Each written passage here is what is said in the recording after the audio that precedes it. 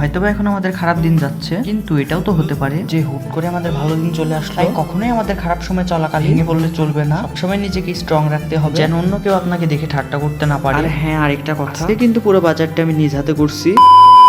আসসালামু আলাইকুম এভরিওয়ান, সবাই কেমন আছেন? তো আজকেও কিছু কাঁচা বাজার করতে হবে, এর জন্য আমরা বাইরে আসি। আর ভাই আসার সময় রুমে বলে আসছিল যেন আজকে রুমে রাতের খাবার না রান্না হয়, আজকে বাইরে খাবে। এই জন্য প্রথমে আমরা সবজি বাজারে চলে আসি। আর এপাশ দিয়ে যাওয়ার সময় দেখি আলী ভাই দাঁড়ায় আছে। ভাইয়ের সাথে অনেকদিন দেখা করবো দেখাই হয় না। আজকে হুট করে যাওয়ার সময় দেখি যে পাশে আলী ভাই, যেহেতু আলী ভাইয়ের কাছে আসছে তাই কিছু না নিয়ে তো আর যাওয়া হয়। সেখানে আলী ভাইয়ের সাথে কিছুক্ষণ কথা বলার পরে সোজা চলে আসি কাঁচা বাজারে, কারণ এখান থেকে কাঁচা বাজার শেষ করে আমাদের আরো 2 জায়গায় যেতে হবে। ভাই আমাকে মানিব্যাগ হাতে দিয়ে বলে, দেখি তুই আজকে সবজি বাজার করতে পারিস কিনা। বাজার করতে পারবো না এটা কোনো কথা? আর আমাদের কাঁচা বাজার বেশি একটা লাগে না, কারণ আমরা 3 জন মানুষ। যদি একদিনে বেশি করে কাঁচা বাজার নেওয়া হয় তাহলে তো নষ্ট হয়ে যাবে, সেহেতু 1 দিন বা 2 দিন পর পর আমরা কাঁচা বাজার করি, যেন কোনো কিছু পচে বা নষ্ট না হয়ে যায়। আমাকে সামনে পাঠাই দিয়ে ভাই আরো কিছু বাজার করবে বলে। তারপরে ভাই যেগুলো নিবে ওইগুলো নেওয়া শেষ। ভাই বলে আজকে মিষ্টি খেতে যেতে হবে, সেজন্য বলে যে দোকান খুঁজতে। আর বাজারের সামনে ফুটওভার ব্রিজের নিচ দিয়ে যাওয়ার সময় পাশে দেখি যে একটা রসমালাইয়ের দোকান। আর এখানে শুধু রসমালাই না, সব ধরনেরই মিষ্টি পাওয়া যায়। গাড়িটা এক সাইড করে ভাই ভিতরে আসতে বলে, আমি সোজা ভিতরে চলে যাই। সেখানে গিয়ে ভাই দেখে যে কি মিষ্টি নেবে। তারপরে ভাই দেখে যে রসমালাই বিক্রি করছে, সেখান থেকে এক বাটি নেয়। আমরা যেহেতু 3 জন ছিলাম, সেহেতু এক বাটিতে খুব ভালোভাবে হয়ে যাবে। আর জায়গাটা ছোট হলে কি হবে, এটা ডিজাইন বেশ ভালো ছিল। আরেকটা কথা বলে রাখি, আজকের ভয়েস ওভার দেওয়া 2 রকমের, মানে রাতে আর সকালে মিলে আজকে ভয়েস দেওয়া, কারণ রাত্রে প্রচন্ড মাথা ব্যথা করছিল, এর জন্য রাত্রে তাড়াতাড়ি ঘুমাই যায়। তাই এখন আমার ভয়েসটা একটু অন্যরকম লাগতে পারে। আবার ভিডিওতে ফিরে যাই, সেখানে হালকা পাতলা খাওয়া দাওয়া শেষ করে আমি বাইরে চলে আসি। আর বাইরে এসে দেখি বাইরে থেকে যে দোকানটা এত সুন্দর লাগছিল, আর এখানে আপনার প্রতিটা মিষ্টির উপরে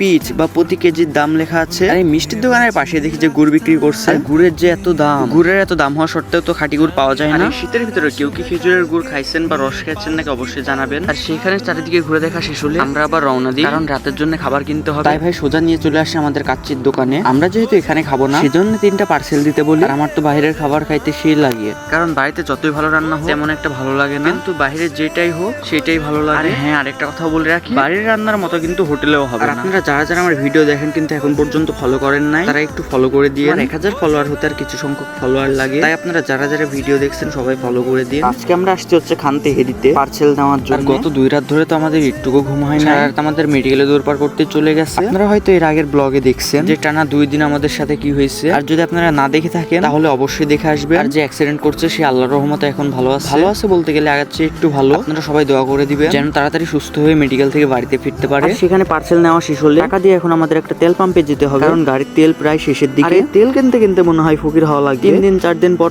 শুধু তেল কিনা লাগে। একে তো তেলের দাম বাড়ছে, তেলের দাম বাড়ার পর মনে হয় গাড়ি বুঝতে পারছে, তারপরে তো আরো বেশি করে তেল লাগছে। তেল কিনা শেষ হলে সোজা চলে আসে আমরা রুমে। আর আজকে আমার ছোট্ট ভিডিওটি সবার কাছে কেমন লাগছে অবশ্যই কমেন্ট বক্সে জানাবেন। আজকের ভিডিওটি ছিল এই পর্যন্ত। যারা ভিডিওটি প্রথম থেকে না টেনে শেষ পর্যন্ত দেখেছে তাদেরকে জানাই অসংখ্য ধন্যবাদ। আমার পেজটি সবাই ফলো করে দিবেন। আল্লাহ হাফেজ।